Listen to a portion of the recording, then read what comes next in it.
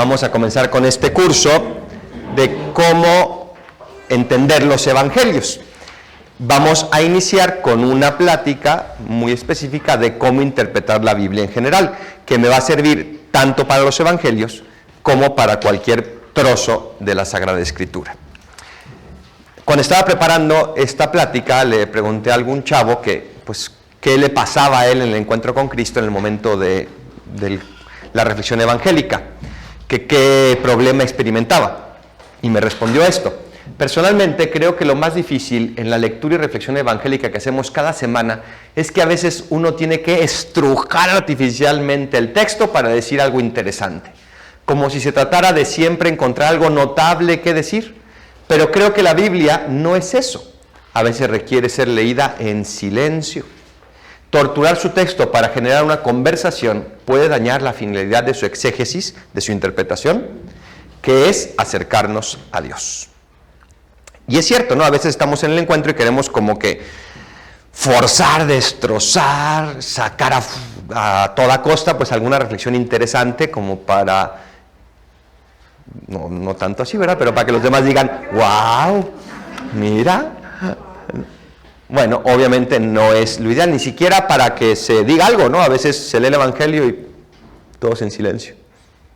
Bueno, pues no pasa nada. Vamos a dejar que el Espíritu Santo ilumine. El fin de esta clase es ver qué podemos hacer para que no suceda eso, sino que tengamos herramientas para poder interpretar adecuadamente tanto el Evangelio como cualquier pedazo de la Biblia. Obviamente no basta esta plática y no basta ni siquiera el curso que van a tomar sobre los evangelios. Imagínense que los sacerdotes nos pasamos mínimo 3 años estudiando teología y en todas las materias de teología tiene un fundamento bíblico, y no solamente eso, sino que además estudiamos cada libro de la Biblia, ¿no? Durante 3 años. La mayor parte de la teología obviamente pues está centrada en la Sagrada Escritura. Entonces no pretendan que después de esta plática pues ya van a ser expertas en interpretar la Sagrada Escritura, ni que van a entender todo lo que voy a decir en esta plática. Porque algunas cosas sí van a quedar claras, otras no tanto. Para eso tienen apuntes, repásenlo, y si tienen duda, pues le preguntan a Misa Tala. Que va a estar aquí. ¿La Biblia qué es? La Biblia es la revelación de Dios a través de palabras humanas. ¿De qué otra manera se podía revelar Dios si no es a la manera humana? Dios se adapta a nosotros y se revela a nuestro estilo, con nuestro lenguaje, con conceptos y palabras que podemos entender, que podemos acoger. ¿Quién escribió la Biblia? Muchos, ¿verdad? Muchos hombres, pero esencialmente hay un solo autor, que ahorita lo vamos a ver más adelante, que es el Espíritu Santo. Después vamos a ver también que la revelación de Dios no es nada más la Biblia, ahorita lo vamos a ver más adelante. Y vaya empezando a ver, porque se lo voy a preguntar, a ver dónde más está la revelación. ¿Por qué solo hay 46 libros del Antiguo Testamento y 27 del Nuevo? ¿Por qué la Iglesia decidió que son esos libros y no otros? Simplemente un día se levantó el Papa y como al Papa le gustaban mucho estos libros, dijo, pues estos y aquellos no me gustan, como que están muy mal escritos, tienen faltas de ortografía, por fuera.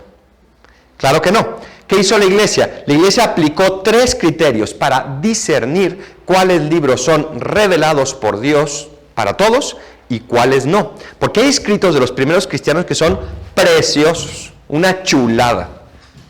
Por ejemplo, la Epístola a Bernabé, o la así llamada Didache, o la carta a Dioneto. En fin, tantos escritos de los primeros cristianos que son hermosísimos. ¿Por qué no entraron dentro de la Biblia? Si son preciosos, super espirituales, alimento del alma. Bueno, porque la Iglesia aplicó 3 criterios para discernir cuáles sí y cuáles no. El primer criterio era su ortodoxia, es decir, que estos libros que están en la Biblia eran conformes al mensaje de Cristo. Fundamental. ¿Se acuerdan hace tiempo que salió y además siempre salen en Cuaresma? ¿Quién sabe por qué? El Evangelio de Santo Tomás, el Evangelio de Pedro, el Evangelio de Judas. ¿Por qué esos libros no van en la Biblia? Esencialmente, pues porque no cumplen con ninguno de estos tres criterios. Pero bueno, fundamentalmente porque van en contra del mensaje de Cristo. Porque esos libros en concreto son libros gnósticos, es decir, con una doctrina filosófica totalmente contraria al mensaje de Cristo. Segundo criterio, apostolicidad. Es decir, que se escribieron por lo menos antes de que el último apóstol muriera. ¿Quién es el último apóstol que murió? San Juan, que murió más o menos a finales del año 90. Pregunta: las apariciones del Sagrado Corazón a Santa Margarita María de Alacoque, de la Divina Misericordia a Sor Faustina Kowalska, de la Virgen de Fátima, a los tres pastorcitos, de la Virgen de Lourdes a Bernardita, ¿son revelación de Dios? ¿Sí? ¿De la Virgen? Pues son revelación, pero privada. Ajá. No este tipo de revelación. Efectivamente, es decir, la revelación que se llama pública terminó con la muerte de San Juan. Es decir, todo lo que necesitamos para nuestra salvación y para vivir una vida cristiana plena está en la Sagrada Escritura y en la otra fuente de revelación que ahorita vamos a ver cuál es. Todo el resto de revelaciones privadas son privadas, es decir, no porque sean secretas, sino porque sirven, sea para reforzar la fe de un grupo concreto, sea para reforzar un aspecto de la fe, pero no agregan nada nuevo. O sea, si Santa Margarita María de Alacoque hubiera dicho, ¿saben qué? Ahora les voy a decir que la Santísima Trinidad no son 3, sino 4. Pues no. ¿Qué es lo que hace el Sagrado Corazón? Hace más concreto nuestro amor y devoción a Jesús. La Divina Misericordia resalta un aspecto del amor de Cristo, pero no me digan que la Divina Misericordia no está en los Evangelios. La penitencia a la que nos invita la Virgen de Fátima está ahí. Es reforzar esa revelación pública. ¿Y la Virgen de Guadalupe? También todo. Son revelaciones privadas, ¿no? Obviamente las que están aprobadas por la Iglesia. Las que no, pues pueden ser inventos incluso. No lo sabemos. Bien, y tercer criterio, catolicidad. Eran utilizados por la liturgia en toda la Iglesia y no solo en una de sus partes. Pudiera ser que en la Iglesia de Antioquía se leyera la carta a Bernabé, pero en la Iglesia de Corintio no. Se leían en todas las iglesias del mundo en aquel entonces conocido. Se utilizaban allí. Y ese es un criterio de que Dios quería que fueran, como dijimos, públicos, no privados. Estos fueron los criterios, por lo tanto, que escogió la Iglesia. ¿Más o menos saben cuándo se definió nuestra Biblia como la conocemos? ¿En qué año? Échenle un cálculo. ¿En el año 200, 300, 400? Bueno, se definió como tal, fíjense lo que les voy a decir, en el año a finales del 1400. Ahí la Iglesia se vio en la necesidad, por todos los movimientos que estaba viendo, de decir, no, momento, esto es la Biblia, punto. Aplicando estos tres criterios. Eso fue en el Concilio de Florencia. Después, en el Concilio de Trento, 1500 y algo, lo vuelve a definir y a determinar.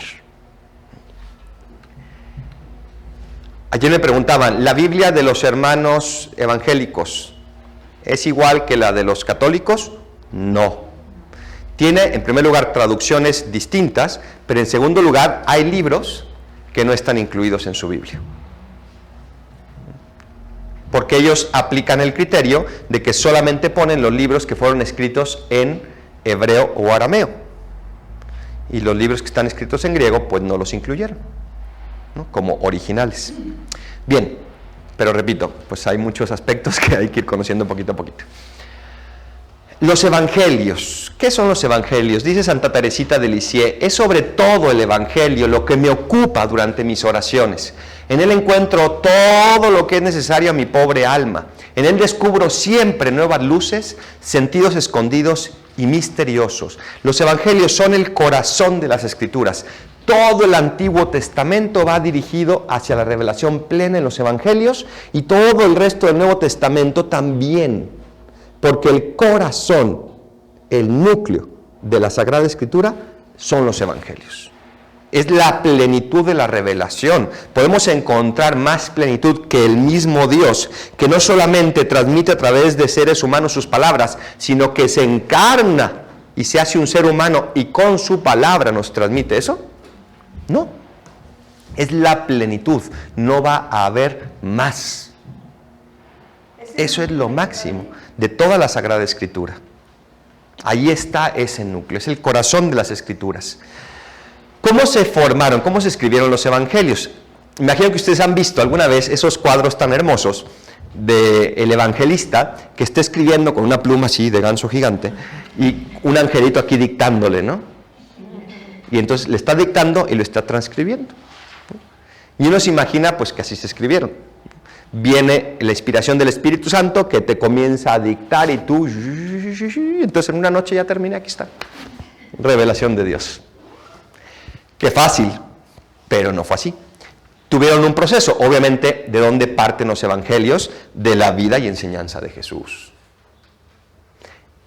Jesús es real, existió en un momento de la historia como hombre en esta tierra, dijo unas palabras, hizo unos milagros, y eso es el inicio, la esencia del evangelio, por supuesto. Si no, pues cualquier inspirado podía haberse sentado y escribir, como estos otros evangelios que les digo, o supuestamente evangelios, Santo Tomás, San Judas, etcétera, que ni siquiera fueron Tomás y Judas quienes los escribieron. Segundo, hubo testigos de esos hechos, ¿y qué comienzan a hacer? Una tradición oral. Comienzan a decir, fíjate lo que pasó en aquel entonces.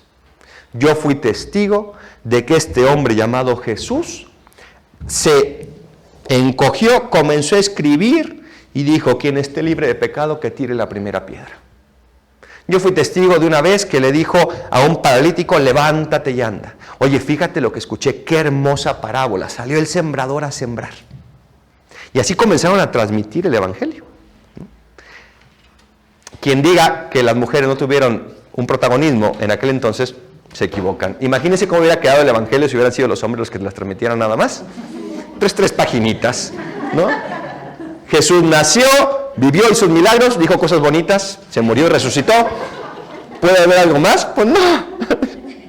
Pero gracias a ustedes se fue transmitiendo y se sigue transmitiendo. Porque como mujeres tienen esa sensibilidad de transmitir la esencia del evangelio y nunca lo dejan. De esta tradición oral, pues algunos iban tomando apuntes, algunos escribían sus discursos, escribían sus memorias, y entonces si ya llegan los evangelistas, toman eso que se fue escribiendo, a lo mejor trocitos, lo que fueron escuchando, de lo que fueron testigos también, y entonces ya escriben los evangelios. Por eso hay muchos estudios que dicen, bueno, este evangelio se basa en una fuente, le llaman la fuente Q, porque tiene trozos semejantes y hay contrastes de estilos y no todo es igual, etcétera, etcétera. Pero ya son exquisiteces de los exegetas, de los que interpretan la Biblia. Bien, criterios para interpretar la Biblia. Es decir, ¿en qué cuadrito está la interpretación de la Biblia, de lo cual yo no me puedo salir sin ser herético, a fin de cuentas, sin equivocarme? ¿Qué cuadrito tengo que aplicar? ¿Qué parámetro para interpretar correctamente la Biblia? El primer criterio que tengo que aplicar es la unidad del Antiguo y del Nuevo Testamento. Esto se llama técnicamente tipología, viene del griego typos, que significa forma, modelo. Cuando tú pruebas un café, dices, este café es tipo Starbucks. O sea, ¿qué significa? Que se parece a Starbucks, pero no es el Starbucks. Es tipo.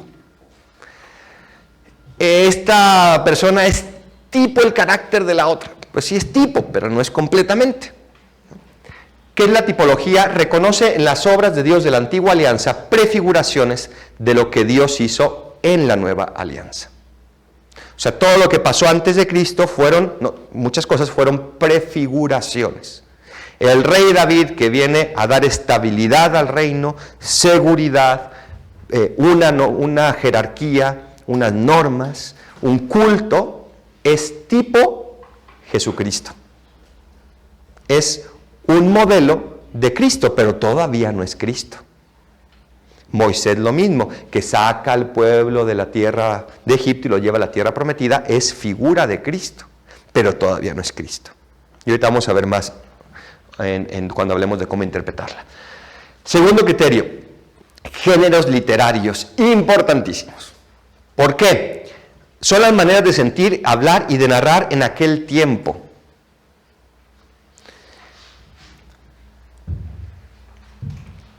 Me sorprende todavía que haya incluso católicos que puedan decir, ¿cómo es posible que mi iglesia siga asegurando que el mundo, que la raza humana se creó a través de una mujer y de un hombre que se llamaron Adán y Eva? Ni siquiera, ¿cómo saben que se llamaban así?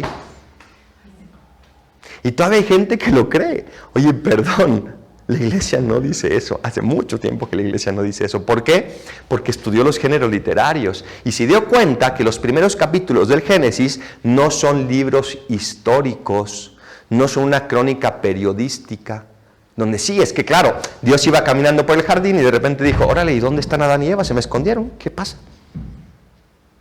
No, es un cuento que nos está transmitiendo una verdad. Pero lo esencial es la verdad que subyace detrás de ese cuento. Por eso incluso hay hasta 2 relatos de cómo se creó Adán y Eva. Distintos completamente. El relato donde Dios los creó y el relato donde Dios crea primero a Adán y después le saca la costilla y crea a Eva. Son 2 relatos distintos.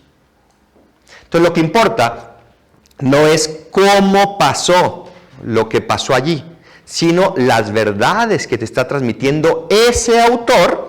¿Para qué el autor escribió este texto?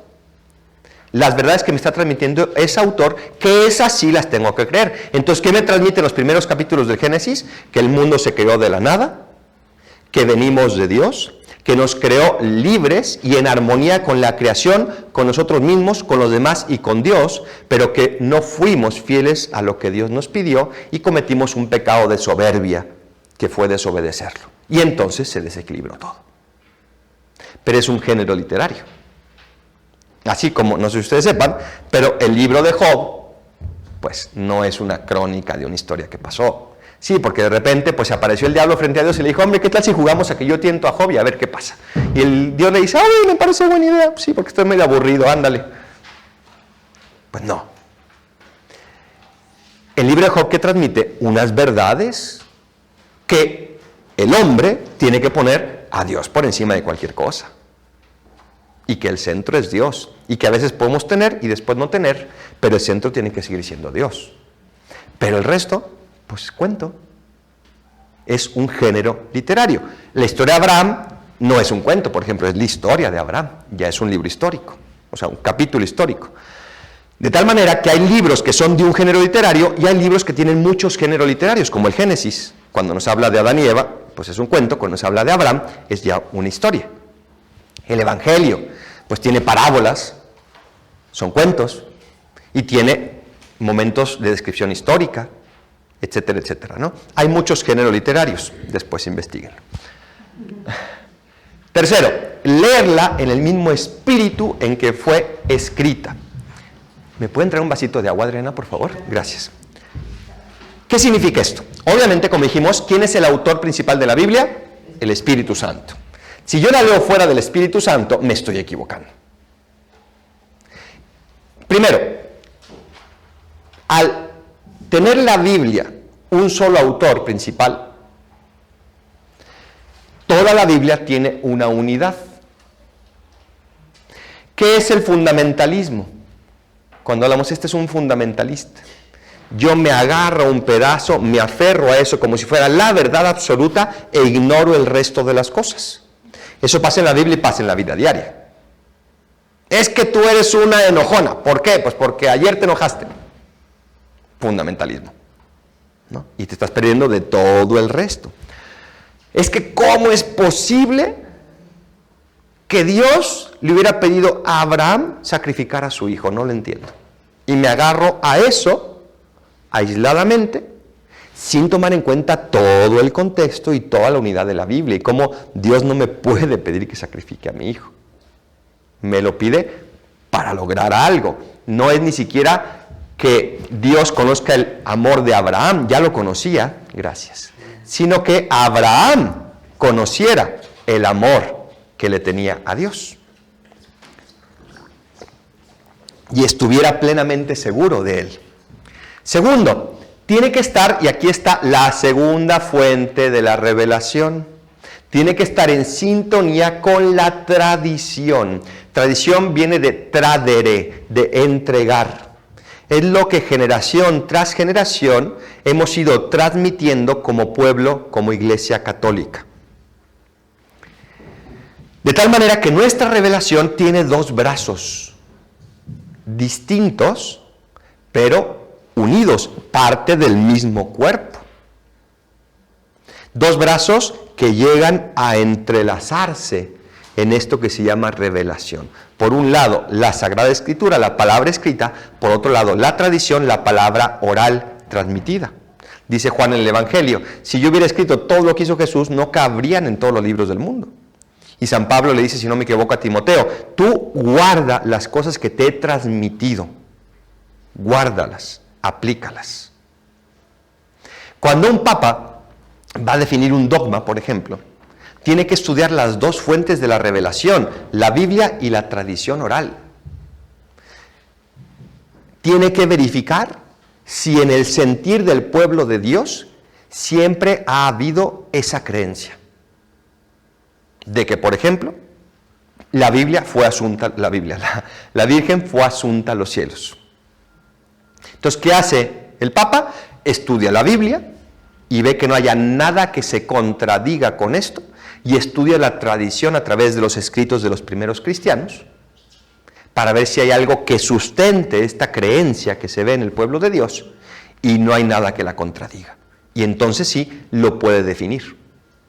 No es que este Papa, como era muy mariano, pues se le ocurrió definir esto. No, tuvo que contrastar estas cosas, estos criterios.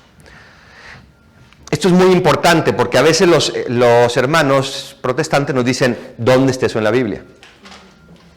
Tú respóndeles, ¿dónde hay algo en contra de eso en la Biblia? ¿Dónde se contradice? Todo lo que creemos no está en contra de la Biblia. A lo mejor no está escrito tal cual en la Biblia, pero sí hay cosas que lo sustentan y nada que vaya en contra de él.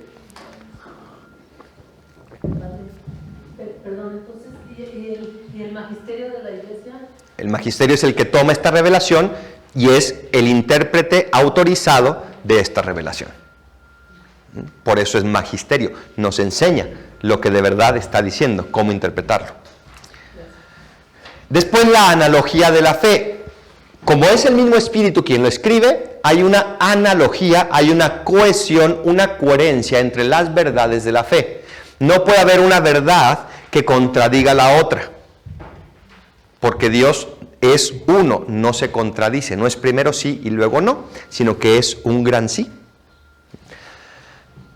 Todo el proyecto de revelación es uno y por lo tanto no se contradice. También, como pudiéramos usar esa imagen, es un organismo y mi organismo no está en contra una parte de la otra. Otro criterio es los sentidos de la Escritura. Hay dos sentidos que le podemos dar a la Escritura, el sentido literal y el sentido espiritual. ¿Qué es el sentido literal? El sentido literal es lo que dice. Así de simple. Asegúrate que entendiste lo que dice este trozo de la Sagrada Escritura. Lo leí una vez, como que no lo entendí. Lo vuelvo a leer otra vez. No lo otra vez, hasta que me quede claro lo que está diciendo.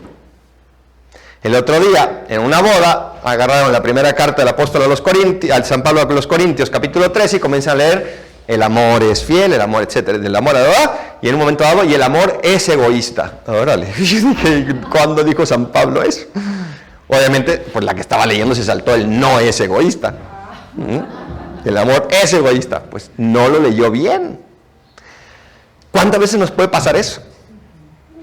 Sea con los pasajes complicados, el verbo se hizo carne y habitó entre nosotros y se puso su morada entre nosotros, pero las tinieblas no lo recibieron. Y tú dices, a ver, sea con esos, sea también como con esos pasajes que ya conocemos o que creemos que conocemos de memoria. Entonces ya como que nos lo saltamos cuando le estamos leyendo, como que ya me lo sé. No, léelo, asegúrate de saber qué es lo que está diciendo. Y ese es el fundamento para después poder darle el sentido espiritual, que tiene tres maneras: alegórico, moral y anagógico. Y como esto ya lo conocen, pues pasamos a lo siguiente.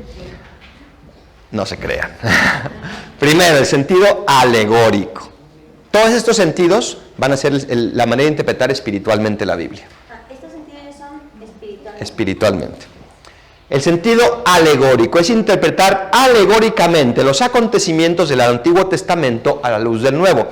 ¿Qué es un carro alegórico de la primavera, por ejemplo? Pues está el niñito vestido de pajarito, la niñita de florecita, el otro de arbolito, el de zorro. Están haciendo una alegoría, una representación de lo que es la primavera.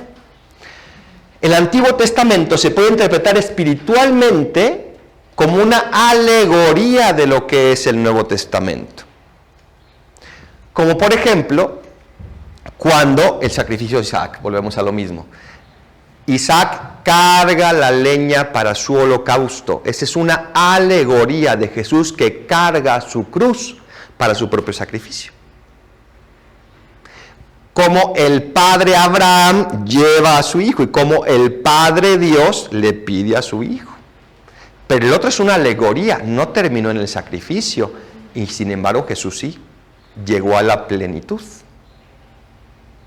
Otra alegoría posible: el pueblo de Israel pasa a través del Mar Rojo huyendo de Egipto, los egipcios lo persiguen, se cae el mar y se ahogan y ellos salen libres. Es una alegoría del bautismo que nos hace pasar del pecado hacia la tierra prometida. Pasamos por el agua del bautismo, que es el Mar Rojo, y esa agua ahoga el pecado y nos deja libres de pecado. Y así pues hay muchas alegorías que, repito, no vamos a alcanzar a abarcar hoy. Padre, y ahí dice, y por ello lo que está diciendo ahorita del Mar Rojo, y por ello el bautismo que nos dejó como regalo. Pues sí. El bautismo como plenitud de esa alegoría, ¿no? Segundo, el sentido moral. Yo puedo interpretar la Biblia como una regla de vida para mi vida. ¿Qué es la moral? La moral no es otra cosa que la ciencia del bien vivir para ser felices. La moral no es nada más reglas, sino cómo debo de vivir para llegar a ser feliz. ¿Qué debo hacer? ¿Qué debo de aplicar? Entonces yo leo que Jesús me dice: el que pone la mano en el arado y vuelve la vista atrás no es digno de mí. O sea que yo tengo que ser radical en mi seguimiento de Cristo. Y yo veo que Jesús me dice: si ves a una mujer deseándola, ya cometiste adulterio. Entonces yo aprendo a vivir y a no ver a la mujer deseándola. Y yo veo que Abraham está dispuesto a todo por Dios, pues me enseña a vivir y a poner a Dios como centro de mi vida. Y etcétera, etcétera, etcétera. Entonces yo leo un trozo del Evangelio y yo aprendo cómo vivir, cómo crecer en virtud y evitar el pecado. Me da una enseñanza moral. El tercer sentido espiritual es un poquito más complicado, es el sentido anagógico, que es cómo la Sagrada Escritura nos lleva y es un reflejo también del cielo hacia donde vamos. Cuando, por ejemplo, les prometen la tierra prometida, un lugar que emana leche y miel. Pues a nosotros no nos dice nada que emane leche y miel, pero a un pueblo que lleva 40 años dando vueltas en el desierto, llegar a un lugar donde hay leche y miel significa que hay agua, que hay animales, que hay fruta, que hay vegetación, etcétera, etcétera, etcétera. O sea, yo puedo interpretarlo como en este mundo vamos caminando por el desierto hasta que llegamos a esa tierra prometida donde ya no va a haber todo lo que me quita la paz, lo que me obstruye en este mundo. Cuando habla de la iglesia como la Jerusalén celeste, cuando habla del reino celestial como un banquete de bodas, ese lugar donde los novios están plenamente felices, por fin nos hemos comprometido. Cuando habla del reino celestial como ese tesoro escondido, lo encontré, vale la pena dejarlo todo por él, etcétera, etcétera, etcétera. O sea, la Biblia no solamente nos enseña cómo vivir aquí para ser felices, sino hacia dónde nos vamos y nos estamos dirigiendo. ¿Cuál es esa felicidad, ese cielo? Bien, esos son los criterios, el cuadrito del cual yo no me puedo salir si quiero interpretar correctamente la Biblia. Ahora, ¿cómo puedo interpretarla prácticamente? Vamos a ir a cosas prácticas. Yo puedo aplicar uno, varios o todos a un pasaje para interpretarlo mejor. Depende de cada uno. Primer método, encontrar el mensaje principal. Leerlo varias veces en primer lugar. Encontrar el hilo conductor que une todas las partes, los personajes, las escenas. Y preguntarse, si yo fuera el autor, ¿qué estaría buscando comunicar con esto que he escrito? Y finalmente, intentar resumir en una frase el mensaje central. ¿Alguien trae un misal? Sí, vale. Gracias. Ahí está. Gracias. Por ejemplo, este es muy claro. El evangelio que leímos, si no me equivoco, el lunes pasado, o el martes. No.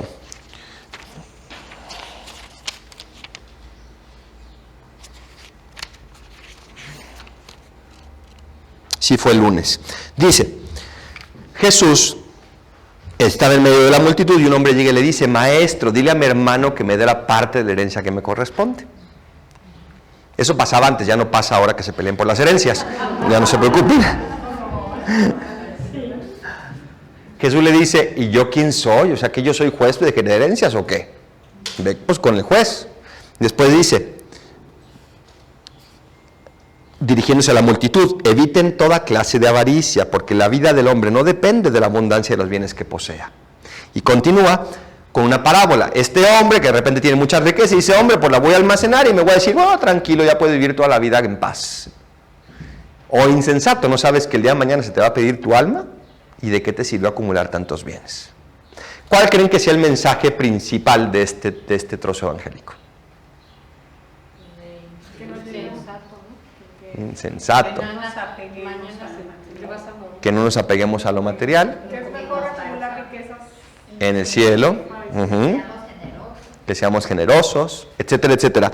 Yo encuentro el mensaje principal en algo que escribe el mismo evangelista. Dice, eviten toda clase de avaricia, porque la vida del hombre no depende de la abundancia de los bienes que posea, sino de los espirituales. Ahí te lo dijo claramente. De tal manera que el ejemplo que se está poniendo, ¿cómo es posible que se estén peleando dos hermanos por una herencia? ¿Se la van a llevar al cielo o qué?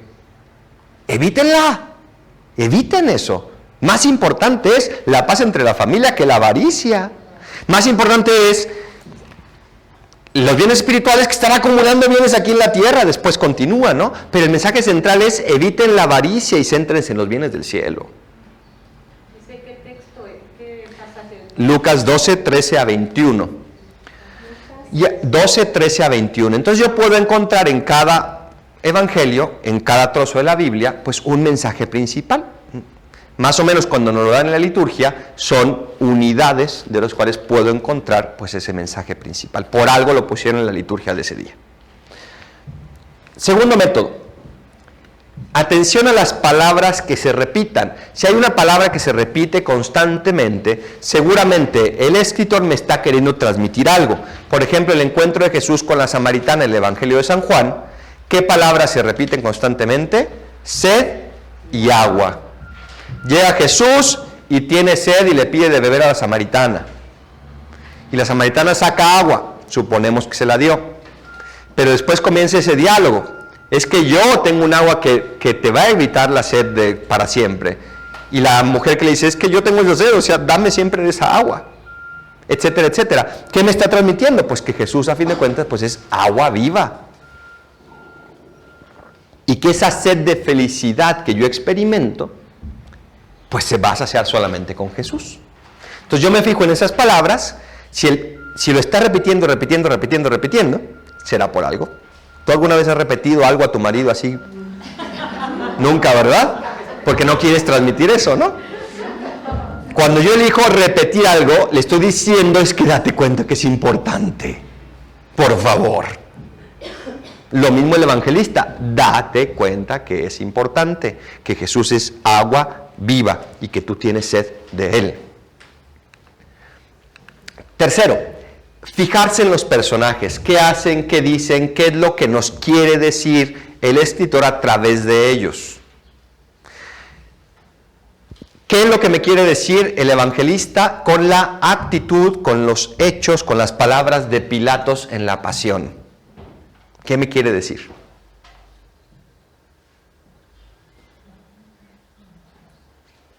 Cuando se lavó las manos. Me lavo las manos, ¿qué dice? Yo no tengo las manos. No es mi bronca, ahí les va. Yo no me comprometo con Jesús. No me la juego. Entonces entramos en las personas indiferentes. Yo soy indiferente frente a Cristo. Están discutiendo de algo en un café y yo digo, no, pues allá ellos, yo calladita, ¿por qué no? Después dicen que soy una retrógrada, no, pues mejor callada. No me comprometo. ¿Qué otra cosa me puede transmitir?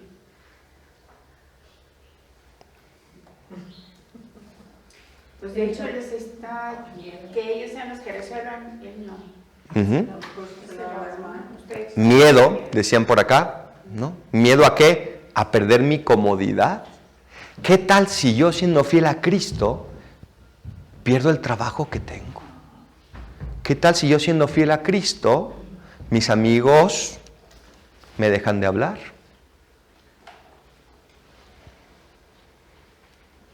¿A quién le hago caso? Y en la misma pasión, puedo analizar a Pilatos, puedo analizar a Barrabás, puedo analizar a Herodes, que juega con Cristo, que nada más lo busca para un milagro.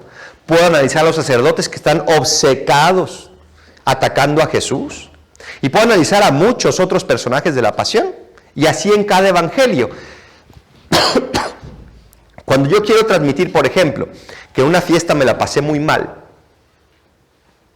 yo no voy a transmitir pues que estaba muy bonito arreglado. Yo no voy a transmitir cómo iban vestidos los invitados. Voy a transmitir que estaba tal persona que me la hizo pasármela muy mal. Yo elijo qué decir cuando quiero transmitir algo. Entonces, si yo veo que el evangelista o que el autor sagrado eligió ciertos personajes, ciertas palabras, será porque me quiere transmitir algo. Y en la medida en que lo conozca y lo descubra, voy a descubrir qué me quiere transmitir. Cuarto, atención a las metáforas e imágenes. Por ejemplo, utiliza la imagen de la sal, de la luz, de la levadura. ¿Qué hace un trocito de levadura? Fermenta la masa. O sea, ¿qué es más, la masa o la levadura? ¿Tengo que echarle mucha levadura? Si le echo mucha, se echa a perder. Entonces yo leo esto y digo, fíjate, ya entendí. Cuando yo me estoy quejando de que estoy sola en mi apostolado, que nadie se compromete, que todo lo hago yo, pues ya entendí, yo soy levadura, un pedacito. Y ese pedacito, si es fiel a lo que es, va a transformar toda la masa. Mucha levadura echa a perder la masa. Basta conmigo. Yo haré lo que me toca hacer, que el otro haga lo que le toca hacer. Si el otro es masa, pues que sea masa. Si tiene que ser levadura, que sea levadura.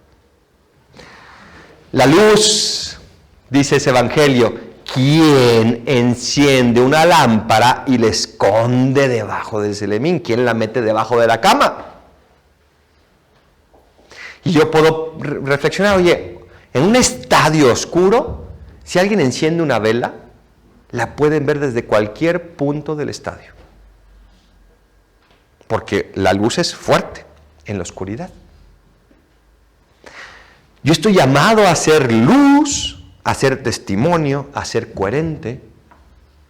Y por lo tanto, no solamente soy cristiana cuando estoy en la iglesia, soy cristiana siempre. También en el cafecito. Siempre. La sal, ¿de dónde viene la palabra salario? De sal. Antes se utilizaba como moneda la sal, era tan valiosa que se utilizaba como moneda. De ahí viene salario. Entonces me está diciendo, yo soy muy valioso, pero no solo. ¿Qué más hace la sal? Da sabor, ¿no? Si la sal se vuelve sosa, ¿con qué se salará? O sea, si yo me quedo callado en el mensaje de Cristo, me vuelvo soso. Yo estoy llamado a salar el mundo, a darle sabor. Si yo no hablo del amor, del perdón, de la misericordia, estoy quitándole su sabor al mundo. Y también la sal sirve para conservar. En aquel entonces no había refrigeradores. Y si quieras conservar algo, pues le echabas sal. La cecina, ¿por qué se conserva? El bacalao, ¿por qué se conserva? Pues porque está salado. Así conservaban. El cristiano conserva el mundo. Metáforas. Los trabajadores de la viña, el sembrador, el que pone la mano en el arado. Entonces a mí Dios me llama a seguirlo a través de un matrimonio. Y yo voy arando y de repente escucho que otro está arando y digo, ¿y ese marido no hubiera sido mejor para mí? Fíjate.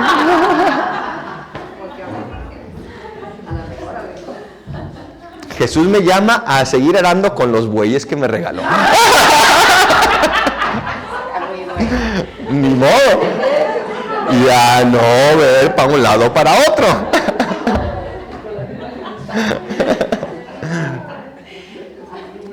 Es una metáfora, pero fíjense cómo uno puede sacar muchas enseñanzas. Hasta ya tiene el nombre para su marido. Bien, siguiente método. Yo no se lo dije, ¿eh? Hipérboles y refranes. Si tu mano derecha te es ocasión de pecado, córtatela y arrójala de ti. Si tu ojo te escandaliza, sácatelo. Porque más vale llegar manco y tuerto al reino de los cielos que no llegar. Ya estaríamos todos mancos y todos ciegos. Ni tuertos, ciegos ya. ¿Nos está diciendo Jesús que nos la cortemos y que nos la saquemos? No. Está aplicando un método de enseñanza que aplicaban los rabinos en aquel entonces, que consistía en exagerar una verdad para que nos quedara clara. Entonces, ¿qué me está transmitiendo a través de esto? Que efectivamente, si llega el caso, es más valiosa mi fe que mi cuerpo. Y por lo tanto, si tengo que dejar que me martiricen, me dejo.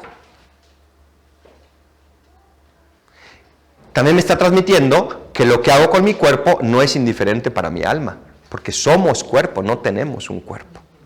Y por lo tanto tengo que cuidarme. Tengo que ser muy precavido. Y a la vez construir con mi cuerpo mi alma. Tocando lo que debo de tocar, acariciando lo que debo acariciar, viendo lo que debo de ver, en la manera en que lo debo de hacer. El Evangelio de hoy, ¿qué nos decía? En verdad les digo, no he venido a traer la paz, he venido a traer la guerra. Y de aquí en adelante, de 5 que hay en una casa, 3 contra 2 estarán. Y el hijo contra el padre, y la madre contra la hija, y el hermano contra el hermano, y la nuera contra la suegra. Ah, ya ves, querido marido, aquí está. O sea, soy fiel a Cristo. Bueno, pues no. Me está transmitiendo exageradamente una verdad que me dice, si llega el caso y tienes que escoger entre Cristo y tu familia, ¿a quién escoges? A Cristo, que es Dios, que es el creador de mi familia. Y por lo tanto yo me tengo que asegurar que mi familia no se aleje de Cristo. Tengo que asegurarme que vivamos con Cristo en esa guerra contra nuestro egoísmo, contra el mundo, contra nuestra soberbia, nuestra sensualidad, etcétera, etcétera. No he venido a traer la paz, he venido a traer la guerra. A eso se refiere.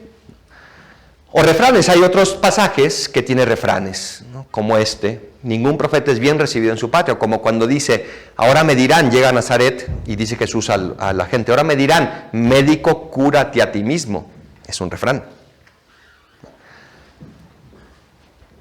Obviamente, mientras más cultura bíblica tengan, pues más van a poder identificar eso. Hay libros de cultura bíblica, de usos y costumbres de los tiempos de la Biblia. Pues cómprense alguno y pueden darle vueltas y ir profundizando en eso. Siguiente método, los verbos. Reconocer los tipos de verbos que predominan, porque esto puede determinar el mensaje que me está transmitiendo el autor.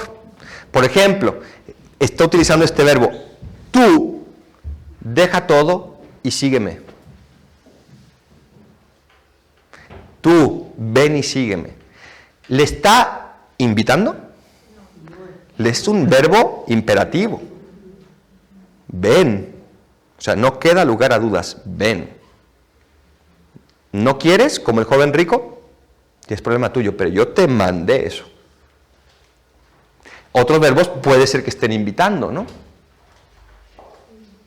Otros verbos pueden ser más pasivos. Salió el sembrador a sembrar, entonces yo acojo la palabra de Dios y dejo que, etcétera, etcétera. Fijarme en los verbos me puede ayudar, pues, a identificar más o menos qué mensaje me quiere dar el autor. Destacar algunas frases.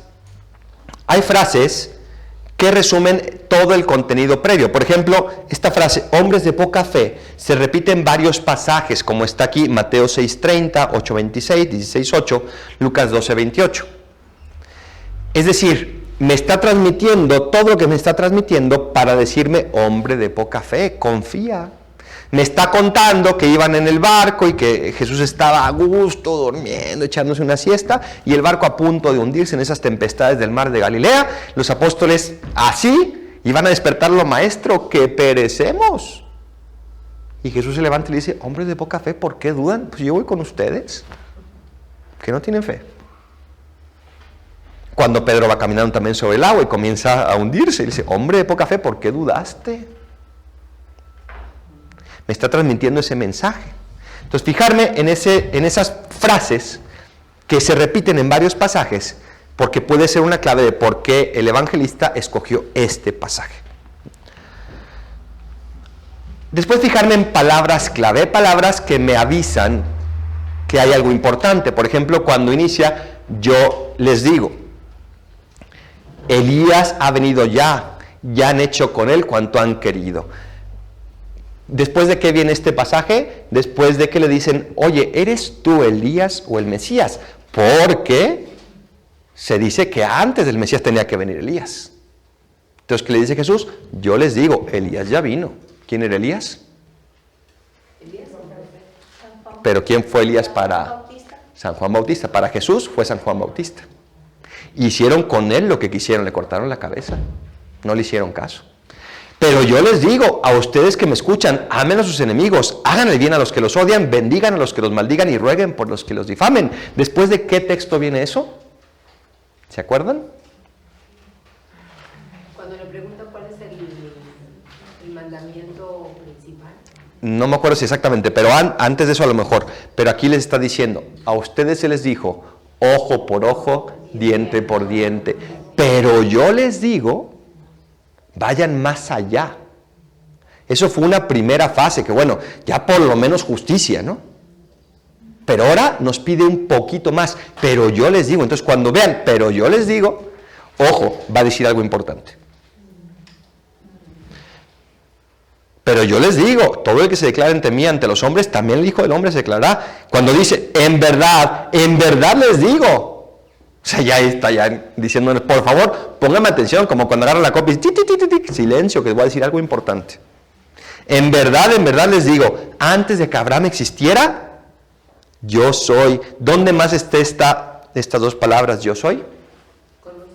Con Moisés. ¿Quién les voy a decir que me envió? ¿Y qué le dice Dios a Moisés? Diles, yo soy, me envía. Es decir, Dios. En verdad les digo, soy Dios. Yo soy. Porque antes de que Abraham existiera, yo ya existía. Soy Dios. En muchas Biblias, en las Biblias buenas, tienen pasajes de referencia.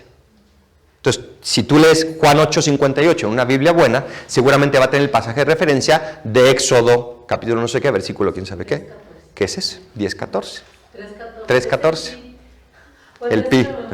El 3:14, fíjense. Entonces, ahí te refiere. Tengan una Biblia buena. Cuando vienen a encuentro, tengan una Biblia buena y les va a hacer mucha luz y pueden ir a buscar esos pasajes y van a enriquecer su visión. Siguiente, comparar el texto. ¿A qué me refiero esto? A pasajes paralelos de los evangelios, sobre todo sinópticos. No solo, algunos pasajes paralelos también están en Juan, muy poquitos, pero algunos, sobre todo la pasión. ¿De dónde viene la palabra sinóptico? Cuando tú vas a la óptica, ¿para qué vas? Pues para ver mejor, ¿no? Sin, griego, es conjunto, o sea. Entonces, sinóptico significaba ver en conjunto. Hubo un señor, si no me equivoco, francés en el siglo XVIII o XIX, que dijo, a ver, esto está interesante, pongamos en una sola página todos los evangelios y comparémoslo. De una manera sinóptica, es decir, que de un vistazo ahí esté todo. De ahí viene el nombre de sinópticos. ¿Cuáles son los sinópticos? Mateo, Marcos y Lucas. Y Lucas. Y Juan es el otro, ¿no? El que no es sinóptico. Compararlos nos puede ayudar. Por ejemplo, el evangelio del joven rico, que está en Mateo, es muy hermoso. Pero si yo voy al de Marcos, agrego un detalle bien bonito. Entonces me toca reflexionar en Mateo 19, 6, 22. Ok, lo leo y después voy a Marcos y 10, 21 y me fijo que cuando Jesús le dice, sigue los mandamientos, y el joven le dice, desde la infancia los he seguido, desde la juventud. Jesús viéndolo lo amó. Dice, wow, qué alma. Pues le agrega algo que no tiene Mateo y que te cambia la perspectiva, ¿no? O sea, esa mirada amorosa de Jesús. ¿Cómo descubro los evangelios paralelos? Lo mismo en una Biblia, ahí vienen. Entonces, leo el título de ese pasaje y ahí vienen los evangelios paralelos. Entonces yo puedo ir y consultarlos. Padre, ¿y la Biblia de Jerusalén es buena? Sí, es muy buena. Sí, es de las mejores. Padre, ¿y la Biblia de la Reina Valera? No, esa es evangélica protestante. No, es una traducción protestante. Las Biblias buenas que yo les puedo recomendar es la Biblia de Jerusalén, la de la Casa de la Biblia, la Casa de la Biblia, la Biblia de Jerusalén, la de la Casa de la Biblia, la Biblia de Navarra, de Eunsa, solo que ese es grande en tomos, aunque si tienen un aparato electrónico, ya está, y está bien barata, está como a 50 pesos en electrónico, y ahí tiene un montón de comentarios y eso. Esa Biblia que traen Biblia de los jóvenes, que está muy colorida, también es buena. Esas son las que yo ahorita les puedo recomendar. No son las únicas buenas, pero son las que yo les puedo recomendar. Es que hay una que es la de la Casa de la Biblia, esa puede ser. La otra no. No me acuerdo cuál es el nombre. Después, el texto en su contexto. Porque un texto fuera de contexto es el mejor pretexto.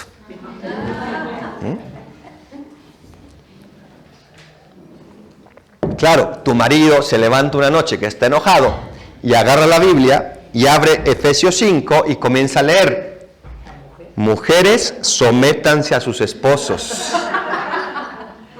Entonces me dice, mira, aquí está, hazme caso. Y después se va a San Juan y ve que Jesús lavó los pies a sus discípulos y dice, bueno, pues comienza por ahí, lavándome los pies. Sí, pues qué fácil. Un texto fuera de su contexto es el mejor pretexto. Porque si sigue leyendo Efesios 5, te vas a encontrar con que dice, maridos, amen a sus mujeres como Cristo amó a su iglesia. Entonces tú le puedes responder, bueno, primero crucifícate y después te lavo los pies, con mucho gusto. Todo en su contexto. Todo en su contexto. Uno lee lo anterior de Pablo, uno lee lo que sigue, uno lee todo el pasaje y lo interpreta. Y además uno lo tiene que leer también a la luz de todo el contexto del libro y el contexto de la Biblia. Todo. Entonces, tomar ese contexto para interpretarlo bien. Obviamente, ¿a qué nos están invitando? A que leamos la Biblia. Toda. Nuestro profesor de Pentateuco, un español muy simpático, un poquito para exagerar y para que nos hacen los reinos, decía, lean toda la Biblia, hombre, porque hay monseñores en el Vaticano que no la han leído. Ustedes sí léanla. Obviamente que sí la han leído, ¿no? Pero es una enseñanza, tenemos que leerla toda. Toda. Bien. Consejos prácticos finales. Hazla, léela, interprétala en un ambiente de oración. Si tú estás en tu encuentro con Cristo, invocas al Espíritu Santo, lees el pasaje de la Biblia, te sientas y le preguntas, oye, ¿a qué hora es el cafecito de esta tarde? Pues ya echaste a perder todo el ambiente de oración. Deja que esa palabra de Dios, que ese Espíritu Santo, haga calar el mensaje en tu alma y en tu corazón. Deja que haga reverberación, que haga eco en un encuentro. Si estás frente al Santísimo, lees el Evangelio y después consultas el WhatsApp, pues ya te molaste. ¿No? Tienes que estar en ese ambiente de oración para dejar que Dios te hable a través de su palabra, que es viva y eficaz, pero que respeta nuestra libertad. Entonces, hacerlo en un ambiente de oración. Tener y trabajar la propia Biblia, no le tengan miedo a rayarla, a ponerle notas, a resaltar. Es tu Biblia, no te preocupes, no es de nadie más. Yo les recomiendo, cuando vengan a encuentro, traigan su Biblia, porque de repente una amiga, un amigo dice algo importante, lo anoto ahí, y entonces dentro de 10 años, cuando vuelva ese pasaje, a lo mejor esa palabrita o esa frase me va a dar mucha luz de Dios. Una clave de interpretarla en ese momento. No lo sé. Van a una plática, ahora que vengan, por ejemplo, a estas pláticas, traigan su Biblia, ráyenla, apúntenle ahí.